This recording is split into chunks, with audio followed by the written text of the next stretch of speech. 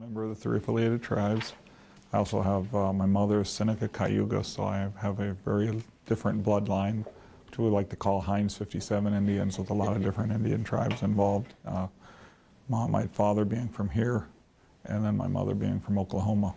And I've been fortunate in my career as a school, working in the school district for 31 years, to see a change in the school district, to see how we've been able to go with very little cultural education to a lot of opportunities for children to learn who they are and where they came from.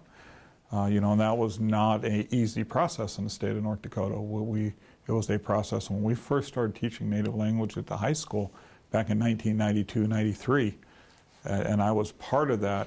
We actually were approved under an experimental course code process, and it became kind of a interesting process to persuade the state legislature to say our languages are worthy of being treated in the same format. Our culture is worthy of being treated the same as Spanish language, French language, any other native language. And I was fortunate to be in the right place at the right time to assist with getting that original bill passed and testifying. And it wasn't just me, there was a whole bunch of others.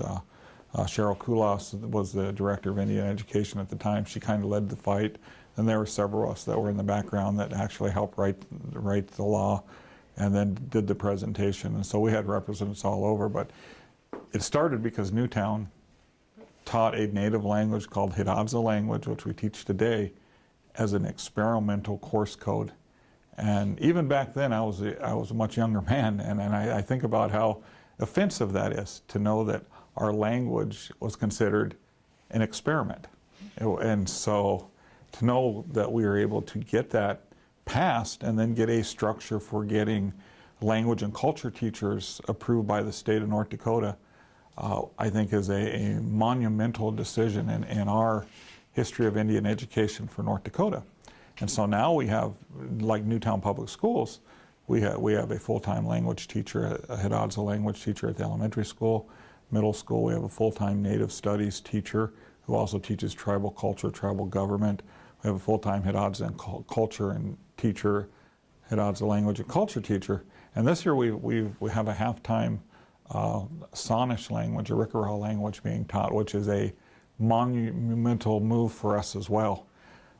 To look at what Newtown does, and of course, I'm in the background. I help with ensuring that those things can be laid out.